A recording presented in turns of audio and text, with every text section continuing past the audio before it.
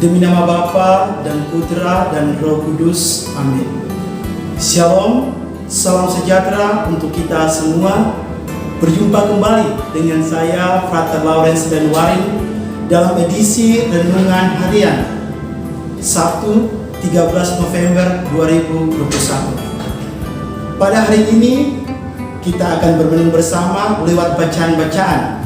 Bacaan pertama dari Kitab Kebijaksanaan Salomo pasal 18 ayat 14 sampai 16, dilanjutkan dengan pasal 19 ayat 6 sampai 9, dan bacaan Injil dari Injil Lukas pasal 18 ayat 1 sampai 8. Ada seorang tokoh pemimpin spiritual dan politikus yang terkenal dari India yang bernama Mahatma Gandhi.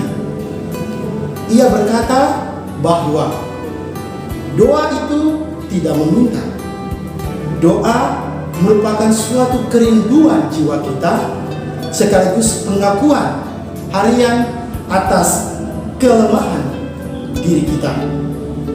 Lebih dari itu, dalam doa untuk memiliki hati tanpa kata-kata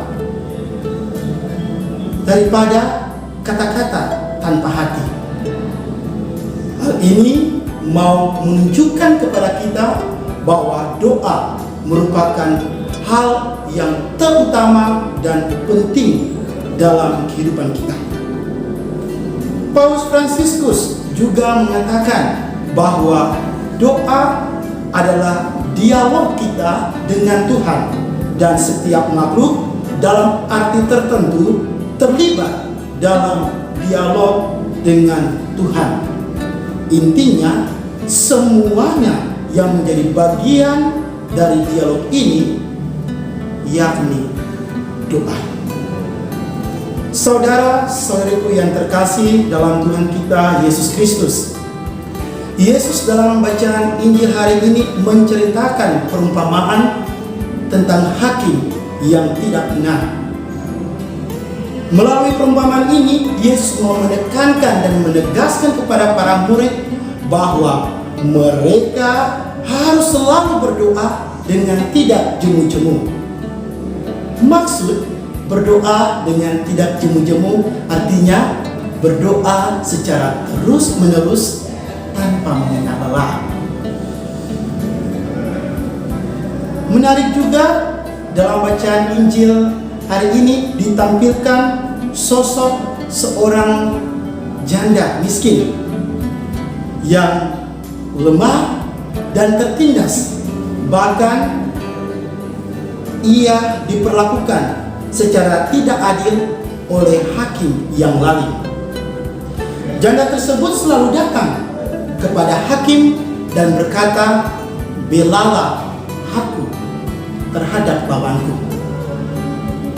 Ia tidak bosan-bosannya datang dan memohon pertolongan dari hakim yang lalim untuk membela haknya.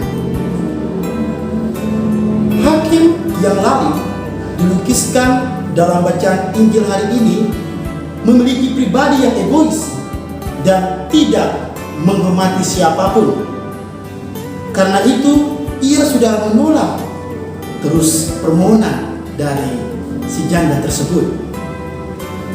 Akan tetapi, semangat dan perjuangan si janda untuk memohon darinya sehingga hakim pun memiliki hati yang luluh, sehingga ia pun mengabulkan permohonan dari janda yang datang, karena janda tersebut menyusahkan dia, sehingga terpaksa hakim tersebut mengabulkan permohonannya. Saudara-saudariku yang terkasih, hakim yang lain itu pun mengabulkan permohonan janda yang datang dan memintanya terus-menerus. Apalagi Tuhan yang adalah sumber kasih setia kita. Dia sangat mengasihi kita sebagai ciptaannya dan menganggap kita sebagai makhluk yang istimewa. Masakan ia tidak mendengarkan seruan atau jeritan kita? Oleh sebab itu, janganlah kita sungkan-sungkan untuk menyerahkan hidup kita kepada Tuhan. Pasti Ia akan turut campur tangan dalam kehidupan kita, baik dalam kesenangan maupun dalam kesulitan kita. Bacaan pertama dari kitab Kebijaksanaan Salomo meneguhkan iman kita dengan perkataan bahwa di bawah lindungan tangan Tuhan seluruh bangsa berjalan lewat di tempat itu, seraya melihat pelbagai tanda yang menakjubkan. Perkataan ini menunjukkan kepada kita bahwa kita harus terus meningkatkan dialog kita dengan Tuhan melalui doa. Maka Ia akan selalu melindungi kita, bahkan keajaiban yang menakjubkan akan terjadi dalam hidup kita. Saudara-saudariku yang terkasih dalam Tuhan kita Yesus Kristus, tidak sedikit orang yang biasanya menggunakan doa sebagai alat untuk memaksa Tuhan.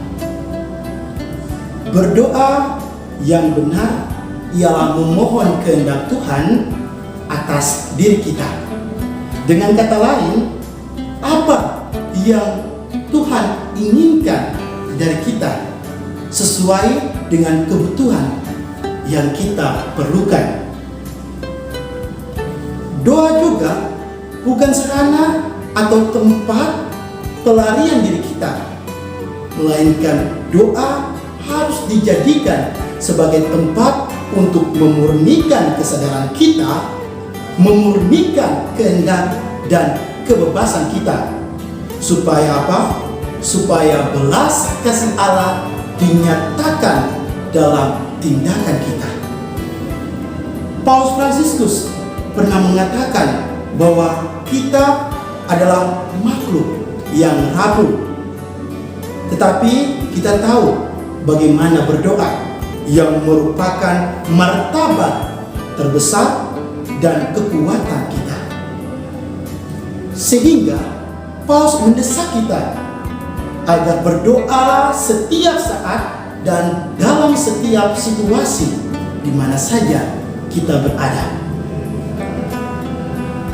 Sebagai calon imam, saya pun berusaha untuk menjadi the man of prayer, menjadi seorang pendoa, manusia pendoa.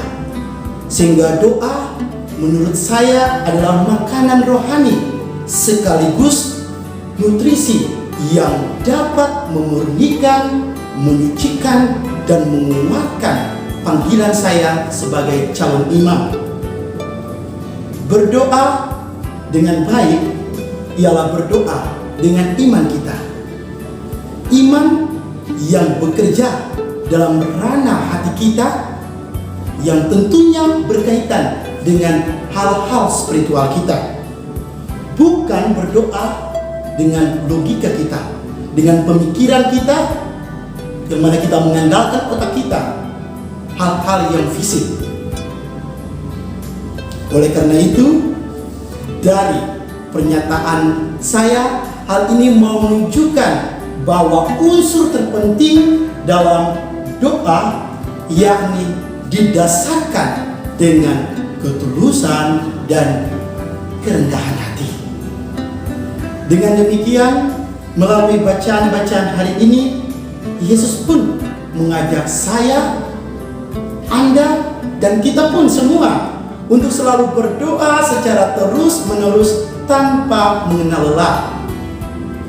Luangkanlah waktu kita bersama dengan Tuhan di setiap harimu. Dengan begitu, Tuhan akan selalu bekerja dalam hidup kita. Dengan berdoa, kita selalu membangun kualitas iman kita kepadanya. Doa menjadi asupan rohani kita agar kita selalu berada dalam Tuhan dan Tuhan selalu ada dalam diri kita. Jadi janganlah kita lupa untuk berdoa setiap hari. Tuhan memberkati dan melindungi kita sekalian. Demi nama Bapa dan Putra dan Roh Kudus.